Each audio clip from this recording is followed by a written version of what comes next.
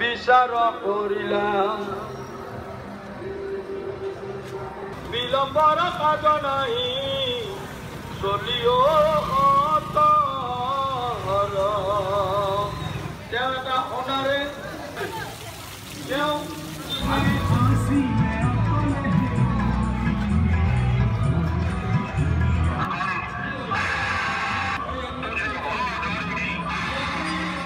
আজি বহু বছৰ ধৰি পলাশবাৰী ৰাস মহোৎসৱত এই বিভাগত শিক্ষাৰ্থীৰে কাম কৰি আহি আছোঁ। চাওক 1948 চনতে পলাশবাৰীৰ বাকৰিত ভগৱান শ্ৰীকৃষ্ণই ৰাসক্ৰিয়াক আৰম্ভ কৰি আহি আজি 73 বছৰত ভৰি দিছেহি।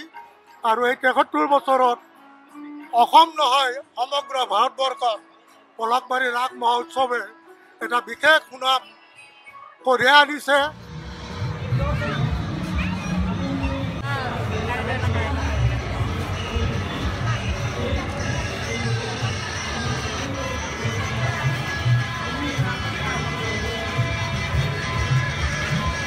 ভাগৱতৰ পৰা আৰম্ভ কৰি মহাভাৰত ৰামায়ণ পুৰাণ আৰু আধুনিক ভাৱধাৰাৰে ভগৱান শ্ৰীকৃষ্ণৰ আধ্যাত্মিক তত্ত্ববিলাক ৰাইজৰ আগত প্ৰদৰ্শন কৰিবৰ কাৰণে আমি আপ্ৰাণ চেষ্টা কৰিছোঁ।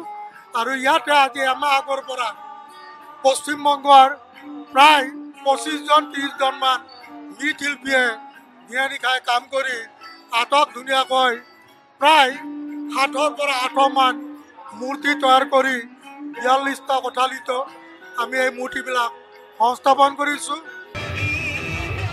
শ্ৰীকৃষ্ণ ভগৱানৰ তেওঁৰ জীৱনৰ চব কাহিনীবোৰ ইয়াতে দেখুওৱা যায় বহুত ভালকৈ।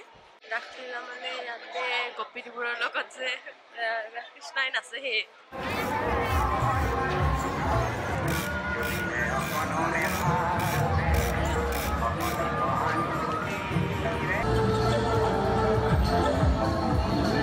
चालू चालू चालू। हाँ पहला शो फर्स्ट शो चालू हो रहा है, शुरू हो रहा है, पहली बार है फर्स्ट टाइम।